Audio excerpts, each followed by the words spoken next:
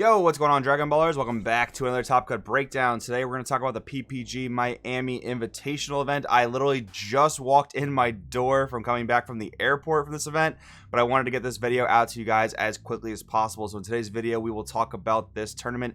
Shout out to PPG for throwing awesome tournaments amidst the craziness of the world nowadays. That being said, guys, if you are new here, definitely subscribe, hit that bell to miss a video. If you guys want to help support the channel and also get your game up so you can compete in events just like this, go down in the description below, check out the Patreon. You can see where my head's at competitively with the articles there. They will help you get your game up. That being said, let's jump right in. So starting off, again, shout out PPG for an awesome graphic like this. It just details the entire tournament here, at least top 16. It was 111 players, so pretty good size. I want to say it's the biggest IRL event that we've seen since the start of quarantine. Someone fact check me if I'm wrong there, but as far as I am aware, that's the biggest IRL event we have. So top 16 here, 10 different decks in the top 16, 4 Mecha taking the most spots in the top cut here. We'll talk about that. 2 Sin, 2 Blue Baby, 2 Invoker, 1 Dark Broly, 1 Vegex, 1 Launch, 1 King Piccolo, 1 Reboot Gohan, and 1 Blue-Yellow Gohan Skillet. That was yours truly. We'll talk about that more later on. First place, we had Justin Rios on King Piccolo. Shout out to Justin and the MRG guys. Second place, we had Michael Carrick on Invoker. And third place, we have Jonathan Rodriguez, very, very talented player on Mecha Frieza. Yellow taking a really big chunk out of this top cut in general. Let's start breaking it down deck by deck. So firstly, once again, we have the winner, King Piccolo here. This deck, man, it's so funny to me how it was just looked at as such a joke at the set 12 reveal. Starting at 6 life, your leader draws virtually 0 cards. There's no way that can be good. Well, you just have other cards in the deck like Piano and your Unison that 1, draw you cards, and 2, have other ridiculous effects. Piano is able to come back to the field when it's removed by a skill. Doesn't really get around being warped, so that's something you have to look out for in the Dark Broly matchup. But your Dark Broly matchup is so positive for King Piccolo, at least in the right circumstances, that that's really not too much of a problem. The Piccolo Unison also offering you insane removal. Like, as you guys probably know at this point, there are combos where you can bring Tambourine up to 40k, 45k, use Piccolo Jr. -2 to remove all of your opponent's battle cards that are the same or less than that power. Like, that's come up so many times for me just in testing, where like my opponent plays like the Kai SCR during my turn, I'm able to boost my Tambourine to 40k, -2 on the Unison, remove it. It's honestly an insane interaction. Like, King Piccolo, red doesn't really have straight up removal like green does, but in a lot of ways it does, and in this deck in particular, that's one way to do that. Plus, obviously, you have the -15s of things like Yamcha. You have the Unison's other effect of popping a 15 when your opponent activates a counter. You can kind of combo those together to kill things as big as 30k. Really strong there. King Piccolo, though, I mean, this deck in many ways is the definition of free. All of your instruments, piano, drum, cymbal, those guys, they all come into play for free, minus Piano, he's a 1-drop, but the other guys, they all come into play for free via the leader's activate battle skill. Also, you have Attack of the Demon Clan, which does that for 1, but still, like, you're cheating in these 3-drop 15ks that all have really good effects for 1 or 0 energy. So the deck really is definition of free in a lot of ways. You're able to make offensive pushes while not really tapping much of your energy offensively. You also have, you know, Piccolo Jr., King's Scion as well, free negate, back to your turn, 20k double striker. The deck just does so much. It's really just a perfect mid-range strategy. You can play a little bit more control with things like Topo, Violent Rays, and some counterplay options like Yamcha. You can be pretty quick with your free 15ks. You're not quite as aggressive as like maybe Vegex or Red Broly, but you do have the option to pivot, and I think that's where Justin really got rewarded for playing King Piccolo, is that, you know, just having this type of deck in your hands where you get to make all the decisions, you get to pick the pace of the game, you can pick to play fast, you can pick to slow it down. I think Justin just really takes advantage of that and wins the tournament really easily with that type of, you know, pilot playing this type of deck that's incredibly good. The other thing I mentioned before about not really tapping offensive energy, Frieza Deathball, Justin mentioned, and I will have his deck profile on the channel this week, so stay tuned for that. Justin mentioned that coming out of the side deck, Frieza's Deathball was one of the absolute MVP cards, bringing it in against both aggro decks, 1 to defend hyper efficiently, 1 energy, 25k combo, especially in a red deck where you're, again, not spending too much energy. incredible. But also against things like Invoker, he brought it in, which we saw in the finals. He brought it in just to be more aggressive, to use that 125k combo to make sure he could push through Invoker before they could get to their burn win condition, right? So I think that's really where Justin shines, is like having a really solid side deck and side deck plan, knowing what comes in, what comes out, what's good in what scenario. Definitely good job. Congratulations once again on that W. Stay tuned to the channel this week for his deck profile. Next up, we've got Michael Carrick once again having an amazing finish at the PPG Miami Invitational with Invoker. He is just the Invoker guy. Now here in this case, there were 2 Invokers in the top 16 instead of just the one like the last Miami event. We also had Matt Sublet, who is a very, very well-known Invoker and just player in general within the community. Both players taking Invoker to the top cut here. Matt actually finished first after Swiss, if I'm not mistaken, with Invoker. So that just shows how powerful of a run Invoker had going through this tournament. And now here's one thing I want to mention, right? I think Dark Broly, many had their eyes on it, myself included. I've said it many times. Dark Broly being the best deck in the format, has many, many positive matchups. Doesn't really have too many negative matchups, but Invoker, honestly, is one of those poor matchups for Dark Broly. You're not quite as quick as Red Broly, which honestly just tears Invoker to shreds. You're not quite as fast as them.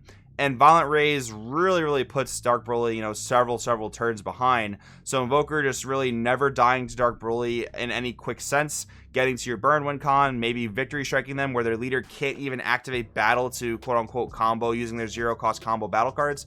Invoker seems like a really good anti-meta choice. Again, not a ton of representation, not a ton of players playing Invoker in the room, but still a really, really good meta call. It has a good matchup against Dark Broly, but you have to really iron out your matchups across the board. But even King Piccolo, which won the event, Invoker puts up a good fight. Like, I think game 1, Invoker is very, very favored. Justin even says as much in his deck profile. But game 2, you know, Justin bringing in the sideboard tech definitely helps a ton against this matchup. But you have cards in Invoker like Unending Awakening, which literally on your Awakened side just says 15Ks don't do damage to me, which is honestly pretty strong. Obviously, coupled with the fact of the Bird win con and the Victory Strike win con, this deck does some pretty degenerate things. A lot of people are looking for this deck to receive some sort of hit on the ban list. Personally, I don't like the strategy. I think uninteractable win cons are not very fun for the game, at least from a player experience. The deck doesn't really get crazy numbers in terms of representation, but it does go pretty far in top cuts when it gets there. I don't know. Let me know in the comments below what you think about it. I'm going to try not to leave a super biased opinion, and I'll leave it kind of unanswered for now on what I think should happen to the deck. Then we have Dark Broly once again, only one spot in this top cut here. Very, very interesting because, again, I really did think going into this tournament it's the best deck of the weekend. But there are oftentimes phenomena where the best deck of the weekend or the best projected deck of the weekend gets targeted very, very heavily. And we saw that with the heavy presence of red, especially King Piccolo. King Piccolo launched decks like that having access to Violent Rays and even Invoker as well. That does really give Dark Broly a tough time. And yes, Dark Broly has adapted to kind of combat that. You have things like, you know, main deck Piccolo Unison now, which helps get around Violent Rays. You have cards like Tag Team Gohan, which is a 15k you can play for free in the deck, gets around Violent Rays. Your leader, Double Strike Champa, you guys know the deal. Obviously, one of the most broken cards in the deck is SS4 Goku Heartfelt Plea. Even when you're getting Violent Raid, you're not able to attack with all your 30ks.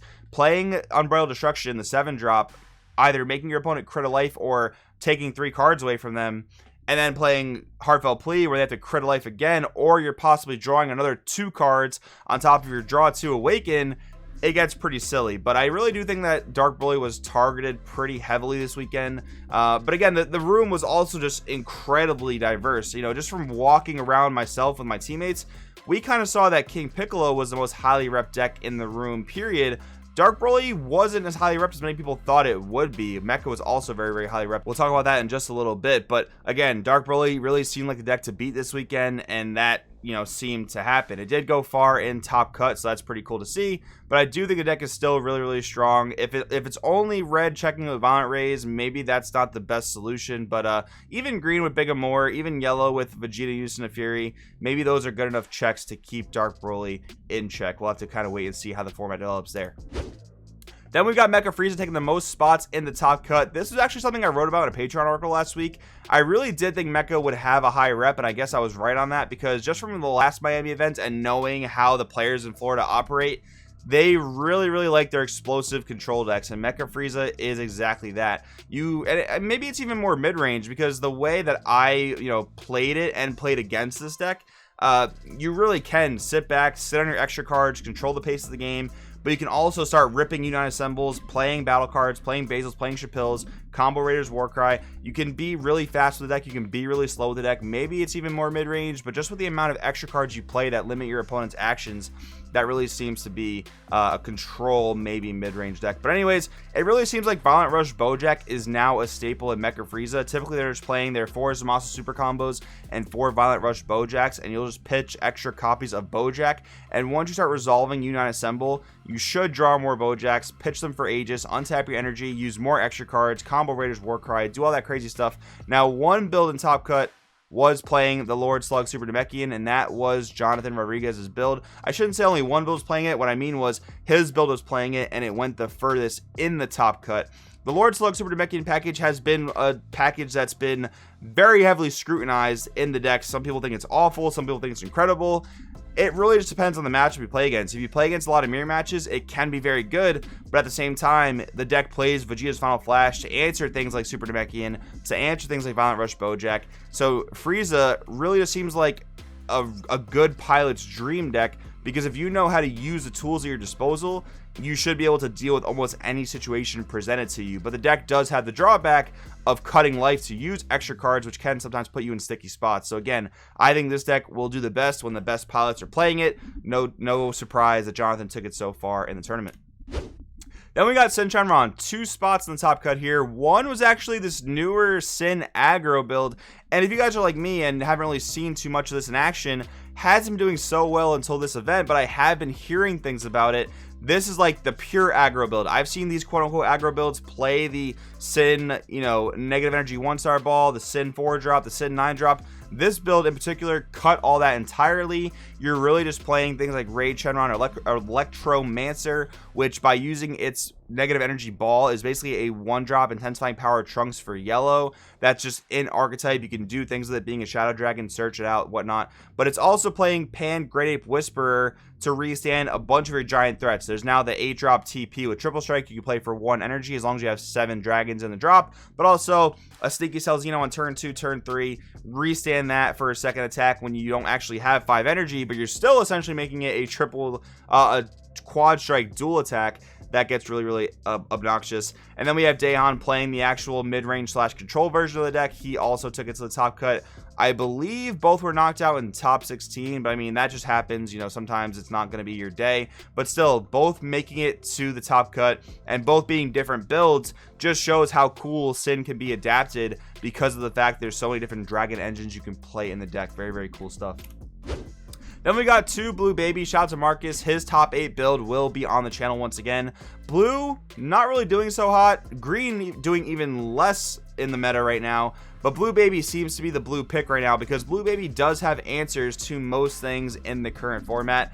Heroic Prospect, excellent card. Gohan Baby's minion against all these go wide decks. If they really want to take the challenge of bottom decking cards, try and kill you, follow up with another negate.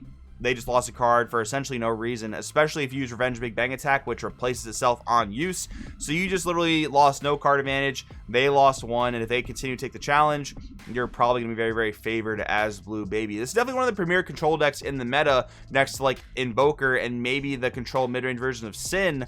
Invoker might just be a little better because you can still play all the good blue cards, albeit you can't really play Heroic Prospect because you don't typically play a Unison Invoker, but you do have access to Violent Rays, you do have access to technically stronger win conditions that actually come out earlier, but Blue Baby does have alternative answers like Heroic Prospect that Invoker can't really play, so you're kind of picking your poison in that route, but if you want to play blue, I think Blue Baby is probably the way to go.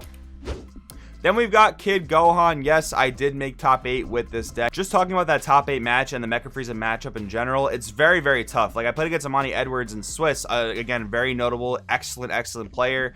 The matchup just played so differently, and that just plays to what I was talking about before with how Mecha can be played differently, built differently, piloted differently. It really is such a flexible deck in the hands of a pilot that wants to do a certain thing with it. They can get that thing done. I definitely overcommitted in game 1 against Jonathan, so that was definitely a very big mistake on my part. That kind of ended my day a little earlier than I would have hoped, but still very cool that I was able to take this deck into a far placing finish. I think this deck's incredible. I think this deck is very highly favored against things like King Piccolo, against those more mid-rangey / aggressive decks. Even Red Broly isn't too bad of a matchup once you can get stabilized. But again, things like Mecha can be tough because while you can both kind of, you know, Final Flash Killer's Bojacks, they can do it a bit more efficiently. But I think that matchup still has room to be figured out. So I'm going to be putting more work into figuring out that matchup. Again, it plays out very differently depending who the pilot is and kind of how their build works out. But so happy I was able to take this deck. I was really picking between this and Dark Broly. Ended up going with Gohan. I think the deck's incredible. Then we got one launch in the top cut. I think people expected launch to land more spots in the top cut, but again, we didn't really know what to expect with launch. We didn't know if we were expect mono green, or sorry, red green, or tricolor blue red green, but we did end up getting one red green launch in the top cut. Deck's very explosive. When you're playing the pure red green variant, you're going for Piccolo Jr. Eradicator of Peace, as well as the SSB Gogeta Resonant Explosion plus Gogeta Acrobatic Warrior combo. All of that put together, you can burn your opponent for 2 while you're swinging the Piccolo, and if that puts them to 2 or less life, you can shotgun it on the Piccolo. And unless your opponent's playing an arrival-based strategy, they probably can't do anything to stop that Piccolo mid-battle. So you should be safe against a lot of decks in that regard. But again, if you are playing against the blue-yellows, or maybe even the red-green mirror, or the blue-red stuff, you might want to be a little bit careful what you're doing with that Piccolo going all in for game. Again, that's kind of like one of the things you got to look at. If you're playing against multicolor, you're probably playing against a lot of battle tricks. If you're playing against monocolor, probably look out for more counterplays, good negates, stuff of that nature. Next up, we have Vegex. Vegex seems to be at a very, very acceptable power level now that it's received, what, 4 nerfs on the ban list. Vegex, you don't see it all the time in top cut. You see it sometimes. Deck's still very, very good for a low to the ground, go wide aggro strategy. The deck just still does so much stuff for free. Mill 5, play a bunch of battle cards. It's just a good deck altogether. One of the cards that was actually really, really strong on the come up this weekend was Koitsukai Mechanical Courage. Vegex can actually play that card incredibly efficiently because while some other decks have to combo it to get to the drop, which technically is a -1 for that player, Vegex can mill it and it's there in the drop to be used whenever you need it. So that's a really good thing Vegex has going for it. Cool to see it in the top cut there. Then finally, we've got Reboot Gohan, 1 spot in the top cut. This was a blue-green variant. Shout out to Eric for playing this deck and getting the top cut. Very young player. Cool to see a young guy get in the top cut there. I actually have a profile of his of blue-green Reboot Gohan from a while ago, but that was like right around the release of Draft Box 6. He was playing a lot of that blue-green stuff that allows you to just free play a bunch of guys, play skillless battle cards, do things like that. This time around, he's actually playing the Janemba Xeno package in his build. So while his leader is an absolute force to be reckoned with, he's playing big battle cards that draw him cards, get really big critical dual attack attacks. Really, really cool thing here because this is a build of Reboot Gohan I don't think anyone's ever seen before. At least I haven't, and it certainly has not topped an event before. So taking blue-green and taking this spin on it, very, very cool stuff. But anyways, guys, that's going to wrap up Top Cut Breakdown for today. It was such a fun event, such a cool thing to see the meta being so diverse. This game is in a great spot right now. I want to know in the comments below what you think. Thanks for watching, and I will see you guys next time.